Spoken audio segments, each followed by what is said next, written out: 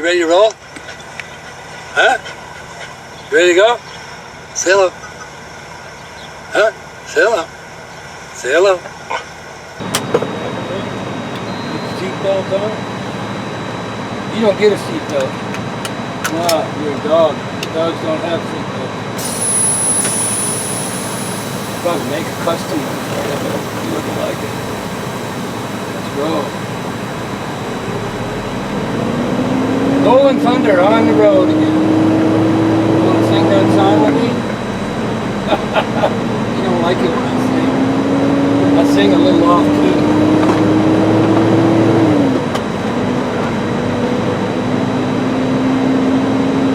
I don't even like it when I sing. What's that telling me? Well, you can figure out how to get out of here, right? Got a little different angle.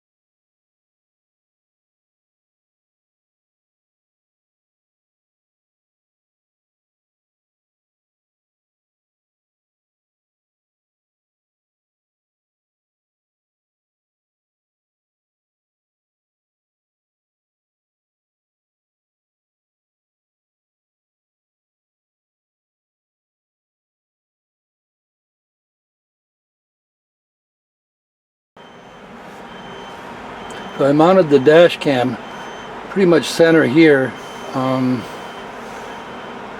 the left of the Garmin 760 diesel nav unit, which is really fantastic. I've had for a couple of years. And since the camera doesn't have audio, I do have my phone here, and I can hit the audio here if I need to record audio while I'm driving for whatever reason. I really don't need audio, as I found out using this camera.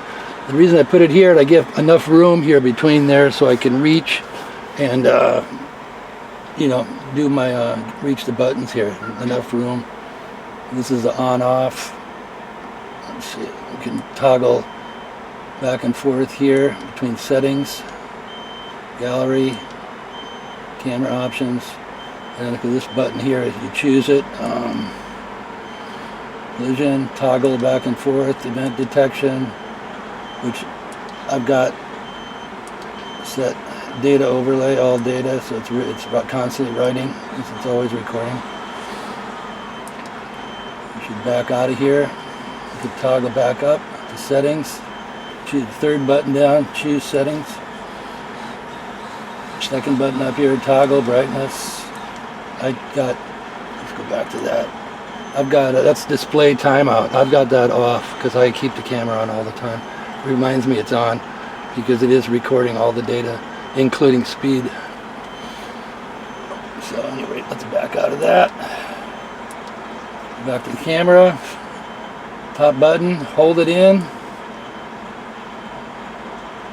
Turns it off, yes or no. Third button down, shuts it on. Okay, so that's how I've got it mounted. It seems to have a pretty good view from right there. I'm going to put a new windshield in pretty soon, so but I think that's about the location for it. Okay, I set my laptop up here in the dashboard. It's the one thing I wish the wire that came with the camera was a little longer, but it's not, so I'm just managed to get it hooked up so I don't have to take the camera off the mount on the dashboard to work on it if I just want to grab a couple videos. For instance, I'm going to grab, I've got the saved ones are down here at the bottom. I'm not using the Garmin Dashcam software. That's down over here. That problem with that I don't care for is if it wants to import the saved files, it wants to automatically delete them from the camera. I don't necessarily want to delete them off the card, so I'm not going to use this. This image capture pops up as soon as I plug the Garmin into the computer. So we get down here to a saved file. Whatever. Let's open one up. So now, if I just double click it, it's importing it, and it's pretty fast because this is a quad processor Mac Pro. So you can see how quick it's a pretty big file, 189 megabytes. Looks like it takes about 10 seconds to import it. Alright, so there it is. And click play here, I think. So I got wipers on here. This is pretty hairball road. It's amazing I even made it. So I'm going to go view, full screen. You can see what the camera's picking up.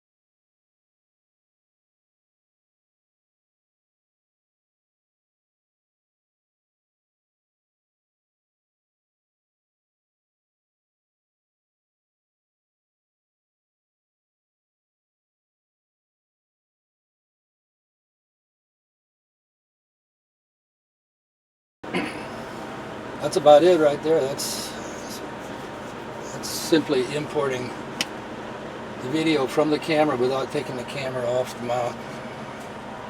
Escape, bank, back. It's playing in QuickTime right now, so now the file has been put over here on the desktop. So that's why I don't want to pop that camera up back and forth all the time. Once I got it adjusted, it's kind of nice to keep it. So as far as organizing goes, I've got a Garmin folder here, bank, dated. That's all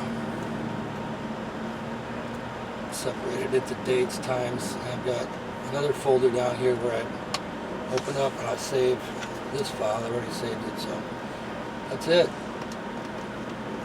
After that, I'll take the camera off and have a couple options to plug the camera into the computer like it is right now, or take the card out and put it in the computer, which opens up a few more options that are kind of nice for editing.